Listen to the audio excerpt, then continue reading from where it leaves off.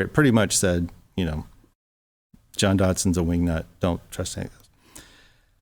So then even when that comes out, our at time director, I got information from other agents in other divisions that during town hall meetings, when asked about it, he would make statements like, oh, there's just some disgruntled agent in Phoenix that doesn't know what he's talking about. So now I've seen my government lie to the media about what's going on.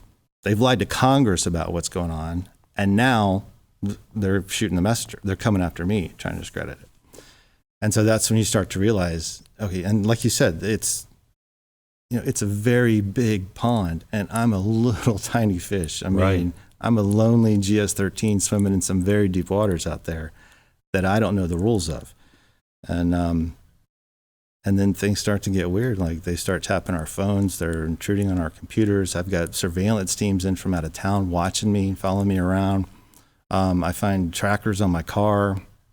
And so you realize these are things that I can't do without getting a warrant for, or, a lot of these things. And they're just doing it. Now they're just flicking switches and it's happening. When Eric Holder refused to go to Congress, that's pretty much the end of it, wasn't it? Pretty much, yeah. It's Congress's hands was tied. He was found in contempt. Fortunately, during all this, because at the time, the Republicans didn't have the Senate or the House.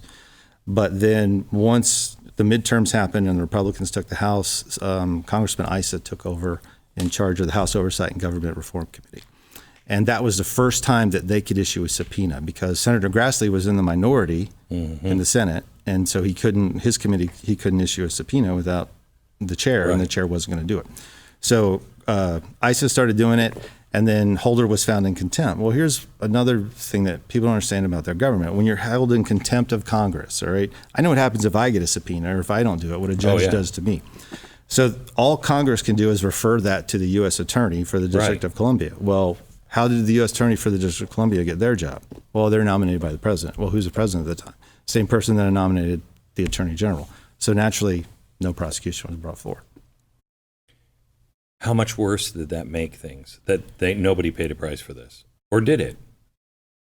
No, no one ever. Some people retired; they had their time in. No, I mean, but did it make it worse by nobody paying a price? Did that build their arrogance and yes. We can get away with anything? 100%, of course. And you can tell by things that have happened since then that it's just emboldened them.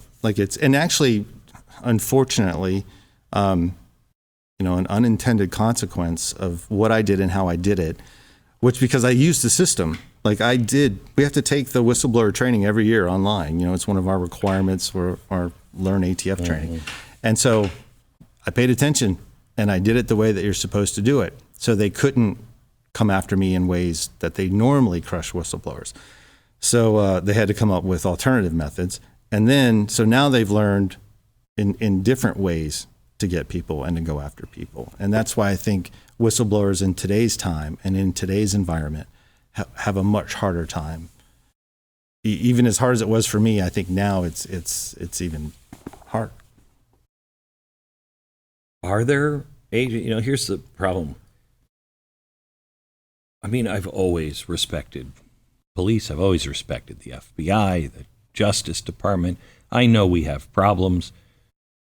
But I always trusted them, Right. I don't trust them at all anymore. And here's why.